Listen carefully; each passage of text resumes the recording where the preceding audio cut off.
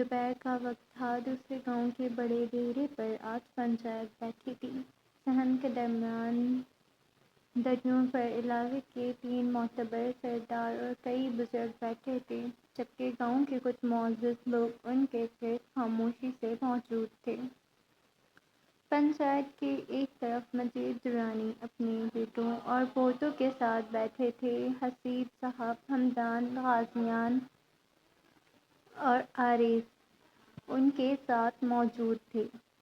عارض حسب معمول خاموش اور قدرے بے نیاز سا بیٹھا تھا۔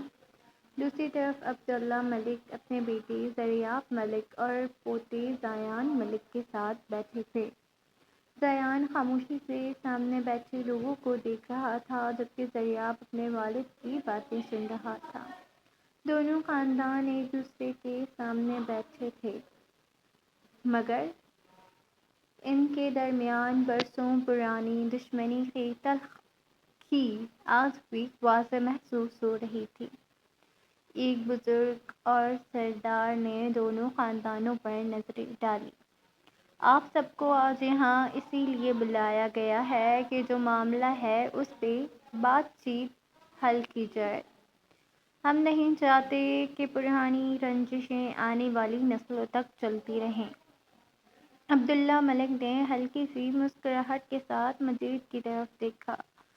بات چیت سے مسئلے حل کرنے کے لیے دونوں طرف سے نیتیں بھی ایک جیسی ہونی چاہیے سردار صاحب۔ مجید صاحب نے فوراً ان کی طرف دیکھا۔ آپ کو تو ہر معاملے میں ہماری نیت ہی نظر آتی ہے عبداللہ ملک، اپنی طرف بھی کبھی دیکھ لیا کریں۔ عبداللہ ملک کی آنکھوں میں ہلکی سی سختی اتر آئی۔ اپنی طرف دیکھنے کی عادت ہے ہمیں مجید صاحب، اسی لیے آج تک اپنے فیصلوں کی ذمہ داری خود لیتے آئے ہیں۔ مجید صاحب نے طنزیہ انداز میں مسکرایا۔ اچھا، تو پھر پرانے فیصلوں کا حساب بھی خود ہی دیں گے نا؟ ضیاء نے اپنے والد کی طرف دیکھا، جبکہ زیان خاموش بیٹھا رہا۔ عبداللہ ملک نے قدرے سنجیدہ لہجے میں کہا، کچھ زخم ایسے ہوتے ہیں جنہیں وقت بھی نہیں بھرتا۔ مجید صاحب کا چہرہ بھی سنجیدہ ہو گیا۔ اور کچھ زخم ایسے ہوتے ہیں جنہیں لوگ خود بار بار کھڑیچتے رہتے ہیں۔ ایک بزرگ سردار نے دونوں کی طرف دیکھ کر کہا، ہم یہاں پرانی دشمنی دہرانے نہیں بیٹھے، جو گزر گیا اسے گزر جانے دو، آج کی بات کرو۔ دونوں خاموش ہو گئے۔ کچھ لمحوں کی خاموشی کے بعد وہیں سردار مجید درانی صاحب کی طرف متوجہ ہوئے۔ مجید صاحب، آپ نے خاص طور پر کہا تھا کہ آج آپ کو اہم بات سب کے سامنے رکھنی ہے۔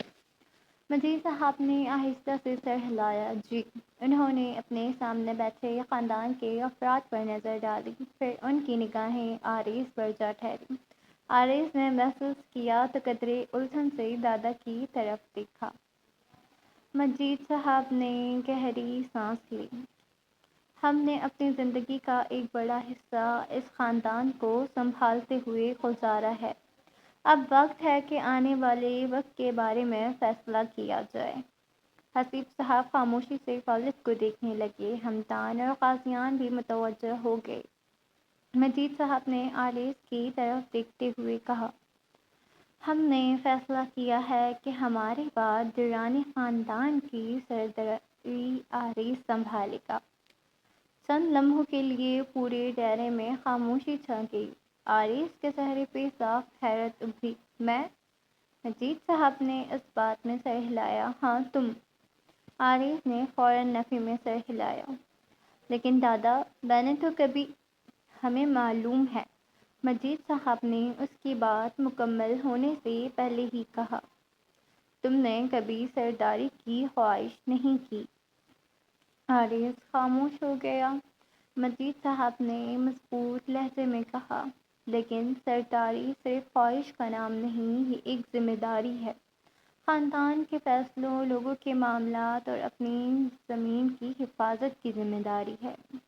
عارض نے قدرے بے اطمینانی سے کہا، دادا میں یہ ذمہ داری نہیں چاہتا۔ عبداللہ ملک نے فوراً ہلکی سی طنزیہ مسکراہٹ کے ساتھ کہا، لگتا ہے پوتا بھی آپ کے فیصلے سے متفق نہیں مجید صاحب۔ مجید صاحب نے ان کی طرف دیکھا۔ ملک صاحب، ہمارے گھر کے فیصلے آپ کو پریشان ہونے کی ضرورت نہیں۔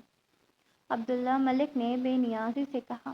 پریشان نہیں ہوں، بس دیکھ رہا ہوں کہ سرداری کا تاج پہننے والا خود ہی اسے پہننا چاہتا بھی ہے یا نہیں۔ عارف کے چہرے پر ناگواری آئی۔